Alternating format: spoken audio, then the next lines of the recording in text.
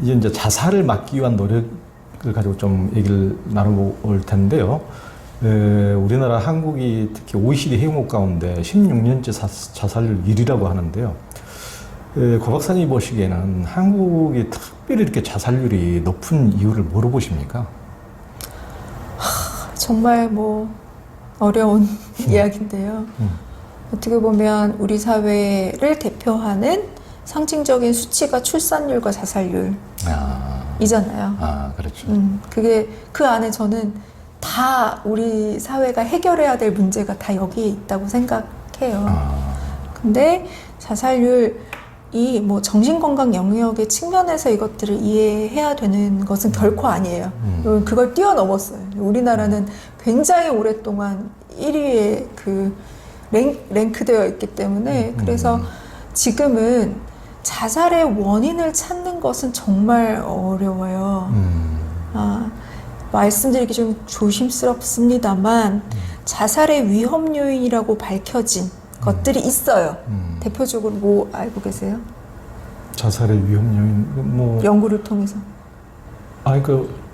해고랄까 이혼이랄까 이런 그런 생활 스트레스 사건도 이유고 또 경제적인 실패, 아니 사업의 실패라든가 아니면은 수사를 받는다든가 또 명예가 치명적인 훼손이 왔다 그럴까 또 유명인 같은 경우는 인기가 완전히 이제 바닥을 친다랄까 그런 요인들이 있지 않을까요? 네, 그게 이제 그 자살 사망자가 겪은 사망 전에 스트레스 사건들이죠. 그게 대인관계 영역, 경제적인 영역, 직업적인 영역, 기타 등등 그런 것들도 하나의 이유가 되지만 항상 역으로 질문이 들어오는 거는 그런 사람들이 모두가 자살하는 건 아니잖아요. 로 하잖아요.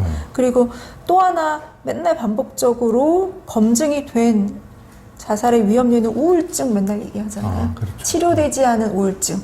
그래서 그런 사람들이 우울해지고 잘 치료받지 않고 알코올 문제 있고 그러다가 이제 자살로 이른다. 이게 아주 이렇게 정설처럼 받아들여지는 어떤 그런 자살의 위험 요인인데 이렇게 우리가 테크니컬리 과학기술이 발전했음에도 불구하고 자살의 정확한 어떤 예측 이거는 우연보다도 못한 수준이에요. 이러이러한 요인을 갖고 있는 사람이 몇 퍼센트의 확률로 자살할 거야 라고 정확히 예측하기는 정말 어렵거든요. 그래서 자살 자체가 굉장히 복잡한 많은 요인들, 개인 내적인 거죠. 지금 생활 스트레스 사건이나 우울증 같은 거 이런 것들은. 그다음에 사회적인 분위기, 이거는 개인 외적인 그런 거죠. 근데 그런 거에 모두 다 복합적인 상호작용으로 그리고 개인 내적인 요인도 어렸을 때 경험. 최근에 저희 쪽에서 이제 각광받고 있는 중요한 연구 대상이 어렸을 때 복합 트라우마라고 해서 학대, 방임, 이런 것들이 성인기에 어떤 영향을 주는 걸로 많은 연구가 되고 있는데, 근데 결국은 우리가 생각해 봐야 될 게 왜 자살하는가 보다도 왜 살아야 하는가, 우리는 어떻게 살아야 되는가에 대한 질문 이런 거는 별로 잘 하지 않죠. 어떻게 삶의 의미나, 그러니까 결국 자살, 저희 여섯밤에도 이제 경희님이 하신 이야기 중에 하나가 그렇게 해서 막 살려놓으면 그 사람이 달라지나요? 결국은 그 사람이 행복하게 살아야 되는데 목숨만 살려놓는다고 되는 게 아니라 그 사람이 삶을 행복하게 이어갈 수 있게끔 하는 어떤 것들, 그게 어떤 끈들, 그런 게 탄탄하게, 그거는 사회적 안전망일 수도 있고, 복지일 수도 있고, 근데 이런 구조적인 문제, 이런 것들은 쉽게 무슨 자살 예방 정책으로만 쉽게 해결되는 게 아니라 굉장히 어렸을 때부터의 어떤 교육, 그런 전반적인 사회적인 분위기 이런 것하고도 너무 밀접하게 연관이 되어 있고 그런 조사 뉴스에서 많이 보셨을 거예요. 내가 힘들 때 나를 도와줄 그런 사람들, 우리나라 사람들 별로 없다고 생각하고 그런 고립감, 외로움 굉장히 심하고 삶의 중요한 가치를 굉장히 물질적인 전 세계에서 유일하게 그것도 아마 1등일 거예요. 그런 그런 가치들의 변화, 이런 것들, 우리나라 특유의 어떤 그런 문화, 이런 것들이 모두 다 조금씩 한 사람의 인생에 있어서 그 사람이 고통에 이르렀을 때 자살이라는 죽음을 너무 쉽게 선택지에 올리는 분위기. 그렇게 된 지가 너무 오래됐어요. 그러면 죽지 뭐, 이게. 왜 이렇게 됐을까? 이거는 정신건강 영역의 문제만은 아닌 것 같아요. 뭐 요즘에는 이제 자살 예방 쪽에서도 인문학자, 좀 이렇게 거시적으로 이렇게 보시는 분들과 함께 이런 토론의 자리를 마련하기도 하는데, 그런 좀 공론의 장이 좀 있어야 될 것 같아요. 이 출산율은 지금 막 어떻게든 끌어올리려고 막 노력을 하잖아요. 근데 자살률에 대해서는 출산율만큼은 아닌 것 같아요. 근데 저는 비슷한 이유인 것 같거든요. 출산율이 적은 것과 자살률이 높은 것의 이유는 크게 다르지 않은 것 같아요. 삶이 왜 행복하지 않은가? 왜 우리는 서로 이렇게 믿고, 아니면 내가 힘들 때 서로 이렇게 의지하고, 뭐 이런 관계가 이렇게 없다고 생각하는가? 서로 이렇게 연결되어 있지 못하다고 생각하는가? 이런 거는 다 함께 좀 생각해 봐야 되지 않을까, 진지하게. 이런 생각이 듭니다. 그 박사님 이제 심리부검을 해보고 자살 유가족 상담을 해보신 임상으로 보면은 자살 가능성이 특별히 높은 성격이나 그런 특별한 상황들이 있습니까? 이게 이제 뭐 예를 들어 요즘 조심스러운 부분이기는 한데 중첩되는 거죠, 계속. 뭔가 생활 스트레스 사건이 뭐 만약에 이제 가장 우리나라 중장년 남성 자살의 흔한 자살의 경로가 밝혀진 게 있어요.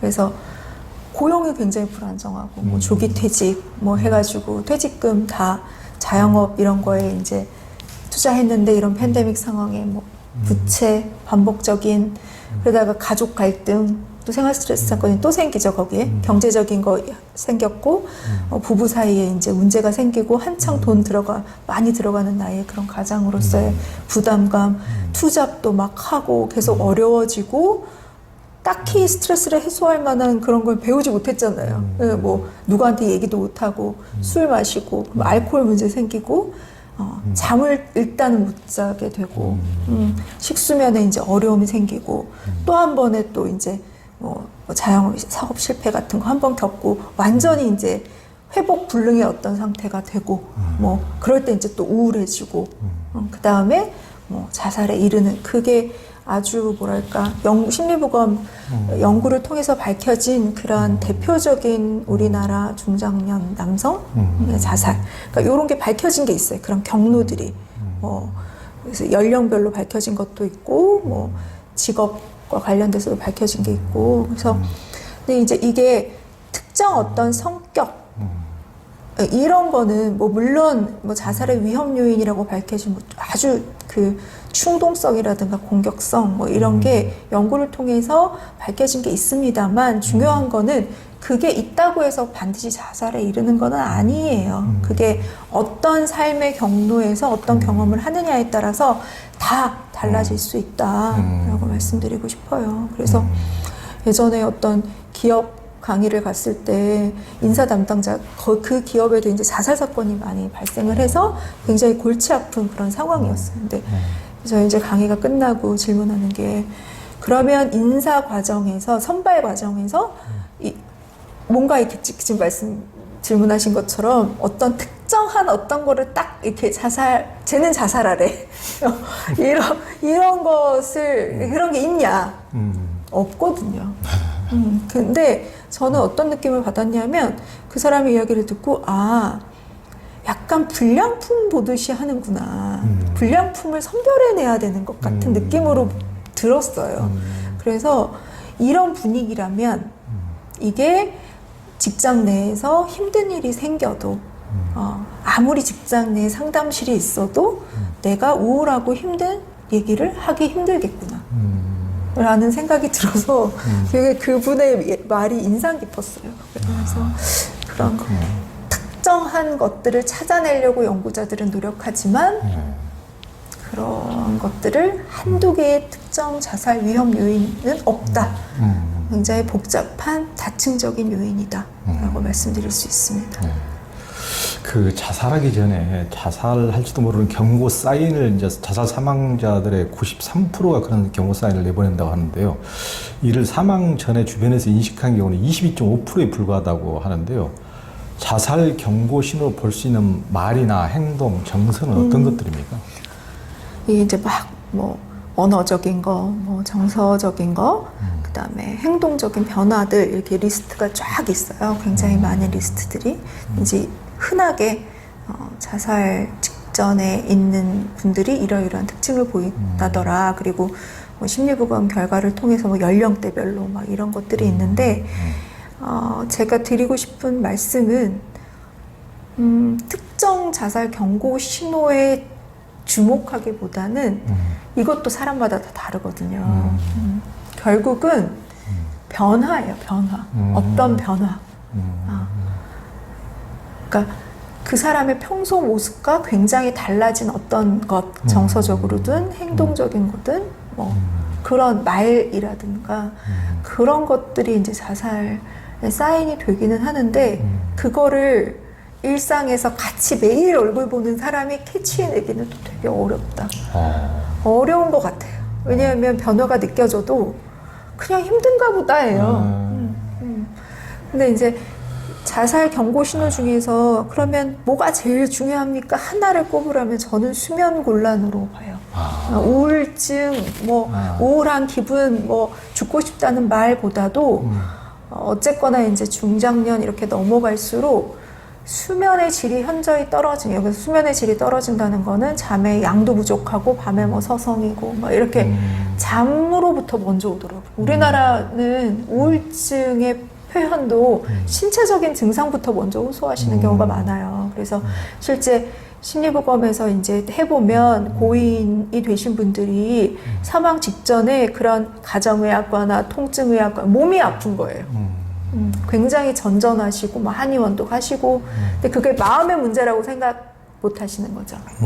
그래서 그런 갑자기 막 허리가 막 몇 칸 벨트가 줄고 잠을 턱 못 자고 입맛이 없고 이유 없이 여기저기 많이 아프고 막 이렇다면 그리고 병원에 가봐도 딱히 뭐가 안 나온다면 그렇다면 굉장히 어떤 삶의 스트레스 그리고 그로 인해서 되게 힘든 상태일 확률이 되게 높다. 그래서 네, 그렇습니다. 그 통상 자살 사망자의 25% 내지 30%만 유서를 남긴다고 하는데요. 그러면 거의 4명 중에 1분 정도밖에, 30명 중에 1분밖에 유서를 안 남긴다는 얘기인데 왜 유서조차도 남기지 않고 세상을 떠나는 걸까요?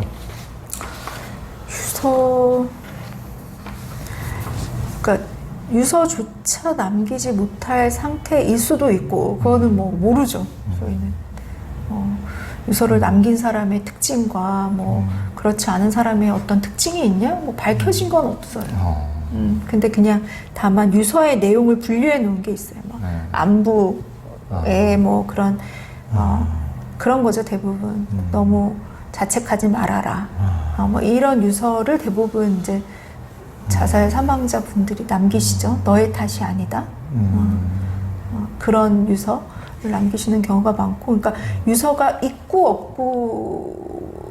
없고가 이렇게 자살 사별자의 애도에 크게, 그러니까 있어도 있는 대로, 없어도 없는 대로 유가족들은 이제 그거를 이렇게 많이 생각을 하시는데, 뭐 그렇게 이제 있고 없고에 따른 어떤 연구가 있지는 않는 것 같아요.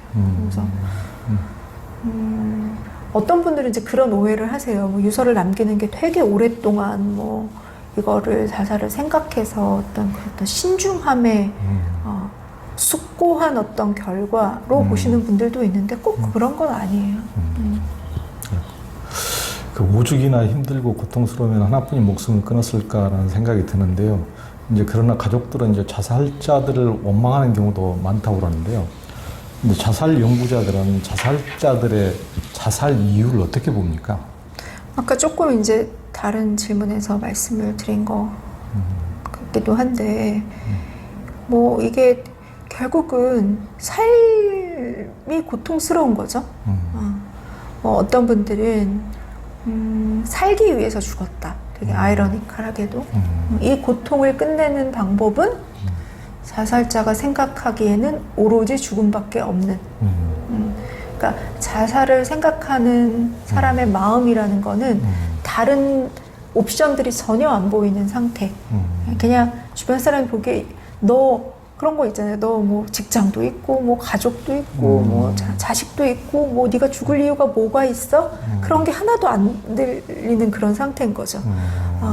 그거는 뭐 그 내면의 고통이라는 거는 사람마다 또 다르겠지만 그냥 한마디로 하면 그냥 삶을 이어갈 어떤 이유가 없는 그런 상태. 그 삶을 이어갈 이유가 왜 없을까? 나는 더 이상 존재할 필요가 없는 무가치한 존재, 남한테 짐이 되는 존재. 그런 존재로 내가 느껴져서 그 삶이 너무 고통스러워서 혹은 뭐 이건 근데 뭐 한 가지 얘기만이 있는 건 아닌 것 같아요. 근데 어떤 고통을 끝내기 위해서 행복한 사람이 자살하는 거는 아니잖아요. 그렇죠. 네. 그러니까 사는 것보다도 죽는 것이 낫다고 이제 결론을 내렸기 때문에 이제 선택을 할 텐데요.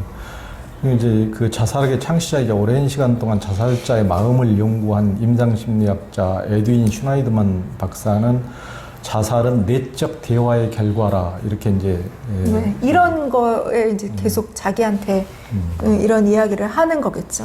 이런 뭐 저는 어떤 분인지 이런 얘기 하시더라고요. 그러니까 아이의 뭐 그런 이렇게 쭉 유서라기보다는 오랫동안 그 죽음을 생각하면서 쓴 노트 같은 거가 발견이 됐는데 거의 자기 존재에 대한 생각을 언어적인 자해의 수준인 거예요. 자기의 무가치감, 쓸모없음. 내가 없어지는 게 가족들한테 이렇게 좋은 그 부모가 너무너무 좋은 분이었나 봐요. 아이도 이렇게 좋은 엄마 아빠한테 나라는 존재가 너무 쓰레기 같은 근데 그거는 정말 병적인 상태거든요. 그래서 그런 마음, 그런 것들을 계속 나와 대화하는 거죠. 그래서 그런 고통을 끝내기 위해서 자살 시도도 많이 했었고, 그 친구는. 그래서, 네, 참. 우리가 가족이나 주변의 극단적인 선택을 막기 위해서 할 수 있는 건 뭘까요? 극단적인 선택을 막기 위해서보다 그냥 함께 행복할 생각을 저 아이 그리고 너와 내가 같이 삶을 어떻게 하면 어떻게 잘 사는 게 좋은 걸까? 어떤 게 의미 있는 삶일까? 저는 그런 이야기들을 많이 나누는 것들, 그러니까 뭐 어떤 뭐 의사 될래, 뭐 이게 아니라 직업은 그냥 나의 아이덴티티의 일부인 거잖아요. 결국은 약간 삶의 이정표 같은 것, 뭐 당국의 행, 뭐 이런 것처럼 어디를 향해 우리가 가고 있는가 이런 거에 대한 교육, 그런 분위기, 저는 그게 되게 중요하다고 생각을 하는데, 그러니까 극단적인 선택을 막기 위해서 막 자살은 여기를 막아놓으면 저기서 또 터져요. 그래서 그렇게 됐으면 좋겠어요. 너무 이거는 뭐 자살 예방, 저는 이제 자살의 사후 대응 쪽에 있는 사람 이후에 네, 자살 예방 쪽에 있으신 분들은 아마 이런 것도 해야 되고 뭐 자살 수단을 차단해야 되고 다 맞아요. 효과가 있어요. 번개탄도 통에 넣어놓고 좀 이렇게 이제 요즘에 번개탄이나 무슨 가스나 이런 거 슈퍼에서 쉽게 못 사게 되어 있거든요. 그래서 그런 수단을 제한하는 거 물론 효과가 있어요. 중요하고 그다음에 그런 다리에다가 무슨 높이는 거 이런 거 다 근거가 있는 그런 자살 예방 방법인데 그건 또 풍선 효과처럼 또 여기를 막아놓으면 저기서 죽으려는 사람들은 죽기 때문에 전반적으로 죽지 않아도 되는 사회를 만드는 것이 저는 더 중요한 것 같아요. 그렇죠. 치유에 대해서 한번 얘기해 볼 텐데요. 우리 사회에서 그 연예인 최진실 씨나 또 장자연 또 샤이니 종현 등의 죽음 또 노무현 전 대통령 정몽원 현대그룹 회장 노회찬 의원 박원순 서울시장 이런 분들 저도 이제 직접 개인적으로도 뵌 분들 이 가운데 몇 분 계시고 그렇기 때문에 굉장히 이제 충격을 저도 많이 받았는데 이제 그런 분들의 죽음이 큰 충격을 던져줬는데요. 유명인들이 자살하고 난 뒤에 그 사회의 자살률이 높아진다고 하는데 그 이유는 뭐고 그걸 좀 막을 수 있는 방법이 있을까요? 그래서 이제 자살 보도 언론 준칙 같은 것들을 만들고 준수하라고 이제 얘기를 하고 있는 건데, 유명인 자살 있은 후에 뭐 모방 자살이라고 하는 형태의 자살이 이렇게 한두 달 이내에 이렇게 급증하는 것은 반복적으로 검증된 사실이에요. 그리고 그 자살 수단까지. 근데 이제 중요한 거는 이게 자살을 그냥 생각하고 있는 혹은 우울한 누군가에게 어떤 방식으로 어떻게 영향을 미칠지 아무도 모른다는 거거든요. 그래서 이 죽음들을 우리가 어떻게 보도하고 어떻게 애도하는가 그 방식이 저는 너무너무 중요할 것 같아요. 그래서 저도 약간 동의하는 부분인데 자살이 어떤 해결책이 되는 그런 보도들 그랬기 때문에 이러이러했기 때문에 죽을 수밖에 없었다. 자살이 해결책이 된 것처럼 하는 그런 기사들도 되게 많아요. 그 죽음을 나 같아도 죽지. 이런 보도가 막 이렇게 많았던 그런 죽음들도 있어요. 그런 거는 절대 해서는 안 되는 죽음이에요. 그거를 개인이 그렇게 생각할 수는 있어도, 그리고 그렇게 좀 어려운 얘기인데, 그러면 추모하지 말라는 거냐? 뭐. 근데 이거는 추모의 방식에 또 문제인 것 같아요. 아까 이어서. 그래서 이런 경우에 이제 사후 대응, 이 죽음을 우리가 어떻게 이해하고 그리고 이제 추모하되 자살이라는 선택을 수용하는 것, 인정하는 것, 그거를 거기서 더 나가서 그거를 약간 이렇게 뭐랄까 어떤 긍정적인 어떤 것으로 포장하는 것 이런 거는 특히 어린 청소년들한테는 정말 많은 영향을 미치고 이 중에서도 여자 아이돌 그룹의 이제 멤버의 자살은 정말 강력한 영향을 끼쳤거든요. 그래서 그런 것들은 조심할 필요가 있고 일단은 내가 유명인이라면 공인이라면 자살하지 않으셨으면 좋겠어요. 그 영향력이 너무너무 커요. 그래서 네네. 그 중국 속담에 당신의 슬픔의 새가 머리 위로 날아드는 것을 막을 수는 없지만 머리 위에 둥지를 틀지 못하게는 할 수 있다라는 말이 있는데 자살자 가족들이 고통스러운 이제 감정이 둥지를 틀지 못하게 하려면 어떤 노력을 해야 할까요? 온전한 애도를 하는 것. 시작이 되겠죠. 예. 대부분은 정말 외면하고 피하려고 하시거든요. 그게 너무 아파서. 근데 이제 심리학 어떤 책에 이제 그런 얘기가 있어요. 지옥에서 빠져나오는 그 길이 너무너무 고통스러워서 계속 그 지옥에 머물 수는 없지 않느냐. 근데 그 나오는 길이 고통스러운 거고 그 고통은 어쩔 수 없는 거예요. 외상적 사별을 잃으신 분들의 애도의 고통이라는 거는 나오는 그 길의 과정인 것 같아요. 그냥 그거는 너무 당연한 거고 근데 다만 그 고통의 길이 너무너무 외로운 것 같아요. 그래서 그거를 함께 해줄 수 있는 그런 게 저는 중요하다고 생각해요. 뭐 지진이 나거나 화재가 발생하면은 뭐 집에 있어도 타 죽지만은 이제 나가면서 막 뭐가 기둥이 무너질 수도 있고 뭐 돌에 맞아서 피가 날 수도 있고 그렇다고 거기 앉아서 가만히 죽을 수는 없는 거라는 어떤 나와야 되는데 참 그럴 것 같네요. 그 고성규 박사님은 이제 샤이니가 부른 아이유의 이름에게라는 노래를 무한 반복을 걸어놓고 이제 들었던 적이 있다고 하셨는데 마지막 가사를 보면 이제 수없이 잃었던 춥고 모진 날 사이로 조용히 잊혀진 네 이름을 알아 멈추지 않을게 몇 번이라도 외칠게 믿을 수 없도록 멀어도 가자 이 새벽이 끝나는 곳으로. 이 내용의 가사를 들을 때마다 매번 울컥하다고 했는데요. 예? 샤이니의 종현 유서가 공개됐었는데 종현의 유서에서 난 속에서부터 고장났다. 천천히 날 갉아먹던 우울은 결국 날 집어삼켰고 난 그걸 이길 수 없었다고 그렇게 토로해서 많은 팬들이 가슴을 아프게 했는데요. 그러면서 조근한 목소리로 내 성격을 탓할 때 의사 참 쉽다 생각했다면서 우울증을 극복하기 위해 치료를 받았으나 좀처럼 나아지지 않았다는 사실을 이제 그것도 이제 고백을 했는데요. 우울증 치료까지 시도했는데 나아지지 않은 사실을 고백해서 너무나 이제 안타까움을 자아내고 있는데요. 고 박사님이 샤이니가 긴 공백을 끝내고 다시 컴백했을 때 더 반갑다고 했는데 왜 이렇게 반가우셨습니까? 샤이니가 굉장히 그 팬덤이 강한 영향력이 굉장히 큰 아이돌 그룹 중에 하나고 그 그룹의 멤버를 자살로 잃었죠.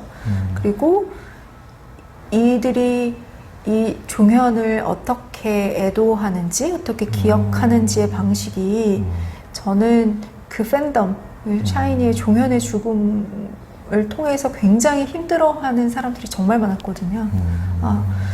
그 사람들한테 너무너무 좋은 어떤 우리가 이렇게 애도했습니다, 애도하고 있습니다를 보여주는 것 같았어요. 그러니까 이번에 최근에 한 컴백이 어떻게 했냐, 굳이 그 자살로 목숨을 끊은 그 멤버를 지우지 않고 그리고 그 종현 없이도 굉장히 이제 좋은 성과를 거뒀거든요. 인기도 굉장히 많았고 컴백했을 때. 근데 어느 자리에서도 보고 싶다고 얘기하고 이름을 정말 불러주고 그런 모습들, 그리고 애써 지우고 그 자리를 뭔가 대체하려고 하지 않고 거기를 그냥 두고 각자가 성장한 모습, 각자가 삶을 행복하게 이어가는 모습, 그럼에도 불구하고 그 멤버를 기억하는 모습, 이런 것들이 정말 그냥 애도 상담하는 사람의 입장에서 그냥 정말 고맙다. 저런 모습을 보여줘서 그런 생각이 들었습니다. 그 고승희 박사님은 이제 열화사별자들을 만나면서 종국의 애도자가 이제 달성해야 되는 지점이 있다고 했는데요. 그것이 뭡니까? 그 사람에 대한 연민, 어린 용서, 그다음에 자기에 대한 자기의 삶에 대한, 그러니까 그 사람을 잃음으로써 나도 너무 아팠잖아요. 그런 나에 대한 연민, 용서인 것 같아요. 결국은 용서, 이걸 통해서 그 다음에 그래야만 고인은 잘 기억하고 애도하는 할 수 있는 것 같습니다. 그러니까요. 그러니까 그 사별자 자신과 고인에 대한 이제 용서를 이제 종국에 달성해야 될 걸로 이제 하셨고, 고 박사님께서 이제 이 책에서도 굉장히 강조한 대목이 이제 남은 가족들이 행복해도 된다고, 행복해야 한다고 그 점을 굉장히 강조하셨더라고요. 그러니까 내가 행복한 것에 대해서 굉장히 죄책감을 보통 사람들이 갖게 되는데 결국은 그들이 결국은 행복해야지 뭐 웃고 막 이런 것조차도 죄책감 때문에 웃지도 못하고 그렇게 평생을 살아야 된다는 것은 너무나 저는 가슴 아픈 일이라고 생각하는데 그것도 정말 행복한 권리가 있고 행복해야 된다고 생각을 합니다. 이제 고 박사님이 책 말미에 자살 사별자 단체 대표인 아이리스 골튼이 한 25개의 조언을 소개했는데요. 이제 저와 하나씩 좀 번갈아 가면서 이제 한번 읽어보죠. 이걸 이제 자살 생존자들을 위한 조언 1번 한번 읽어볼게요. 네, 당신은 살아남을 수 있습니다. 안 될 것 같아도 할 수 있습니다. 왜 그 일이 일어났는지를 두고 씨름하세요. 더는 그 이유를 알지 않아도 될 때까지, 혹은 부분적인 답으로도 만족스러울 때까지요. 강렬한 감정들로 버거워지는 시간이 있을 수도 있습니다. 그러나 당신이 느끼는 모든 감정은 정상입니다. 4. 분노, 죄책감, 혼란, 건망증도 평범한 반응입니다. 당신은 미친 것이 아니라 애도하고 있는 것입니다. 고인, 세상, 신, 그리고 자신에게도 분노를 느낄 수 있다는 사실을 알아두세요. 이를 표현해도 괜찮습니다. 당신은 어떤 일을 했거나 하지 못했던 것에 대해 죄책감을 느낄 수 있습니다. 죄책감은 용서를 통해 후회로 바뀔 수 있습니다. 자살 생각을 하는 것은 흔히 있는 일입니다. 그렇다고 해서 당신이 행동에 옮긴다는 뜻은 아닙니다. 한 번에 한순간씩 하루씩 넘기며 살아가세요. 당신의 이야기를 경청해 줄 사람을 찾으세요. 이야기하고 싶다면 누군가를 불러보세요. 우는 것을 두려워하지 마세요. 눈물은 치유입니다. 자신에게 치유의 시간을 주세요. 선택은 당신의 것이 아니었다는 사실을 기억하세요. 누구도 다른 사람의 인생에 영향을 미치는 절대적이고 유일한 존재일 수 없습니다. 도중에 좌절 또한 찾아올 겁니다. 감정이 민물과 같이 들이닥친다면 당신은 슬픔의 잔여물을 경험하고 있는 것입니다. 중요한 결정은 미루세요. 전문가의 도움을 받을 수 있도록 스스로 허락하세요. 당신의 가족과 친구들이 경험하는 고통을 알아차리세요. 당신 자신과 당신을 이해하지 못하는 사람들 모두에게 인내심을 가지세요. 자신의 한계를 정하고 노라고 말하는 법을 배우세요. 당신이 무엇을 어떻게 느껴야 하는지를 말하고 싶어 하는 사람들을 멀리 하세요. 당신을 도와줄 수 있는 지지 집단이 있다는 사실을 기억하세요. 만약 찾기가 어렵다면 전문가에게 집단을 시작해달라고 요청하세요. 당신의 믿음에 의지하세요. 슬픔으로 인한 신체적 반응을 경험하는 것은 흔히 있는 일입니다. 다른 사람들과 함께 웃거나 자신을 웃음의 소재로 삼는 것도 치유입니다. 당신이 가진 질문, 분노, 죄책감, 그리고 다른 모든 감정을 보내줄 수 있을 때까지 닳도록 곱씹고 또 곱씹어도 됩니다. 감정을 보내주는 것은 고인을 잇는 것이 아닙니다. 당신은 절대 과거와 같은 모습이 될 수 없다는 걸 알아야 합니다. 그러나 당신은 살아남을 것이고 그저 생존하는 것 너머에 도달할 수 있습니다. 이걸 자살 유가족들은 굉장히 이걸 진짜 매일 한 번씩은 진짜 읽어보면 좋겠네요. 그렇죠. 네. 자기 치유를 위해서 정말. 그리고 이제 고성기 박사님이 책 끝에 브로그로 자살 사별자 권리장전을 써놓으셨어요. 네네. 이제 이것도 이건 아까보다 더 훨씬 짧습니다. 하나만 읽어보시죠. 먼저 읽으세요. 네. 나는 죄책감으로부터 자유로워질 권리가 있다. 나는 자살로 인한 죽음에 대하여 책임감을 느끼지 않을 권리가 있다. 나는 내 느낌과 감정을 남이 받아들이기 힘들어 할지라도 다른 사람들의 권리를 침해하지만 않는다면 이를 표현할 권리가 있다. 나는 내 질문에 대하여 권위자나 다른 가족들로부터 정직한 대답을 들을 권리가 있다. 나는 다른 사람들이 나의 슬픔을 덜어줄 수 있을 것이라고 생각하는 것에 속지 않을 권리가 있다. 나는 희망감을 유지할 권리가 있다. 나는 평화와 존엄성을 유지할 권리가 있다. 나는 자살로 떠난 사람에 대하여 그가 죽기 직전 또는 죽을 당시의 상황과 관계없이 좋은 감정을 가질 권리가 있다. 나는 나의 독자적인 인격을 유지하고 자살로 인해 판단되지 않을 권리가 있다. 나는 내 감정을 있는 그대로 살펴보고 수용하는 단계로 갈 수 있도록 나를 도와줄 상담자와 지원 그룹을 찾을 권리가 있다. 나는 새로운 시작을 할 권리가 있다. 나는 살 권리가 있다. 마땅히 주변에 그런 고통을 겪으셨더라도 당연히 살 권리가 있고 행복할 권리가 있으시죠. 이 책이 수익금의 일부가 저희 자살 사별 지원단체 메리골드에 활용될 거거든요. 그래서 지금 그렇군요. 굉장히 아주 작게 어렵게 지금 단체가 운영이 되고 있어서요. 그래서 이 영상을 시청하시는 분들은 꼭 6밤에도 구매해 주시면 정말 감사드리겠습니다. 예, 그래요. 이 책 6밤에도 이게 아주 소중한 얘기를 담고 있으니까 개인적인 치유에도 많이 도움이 될 겁니다.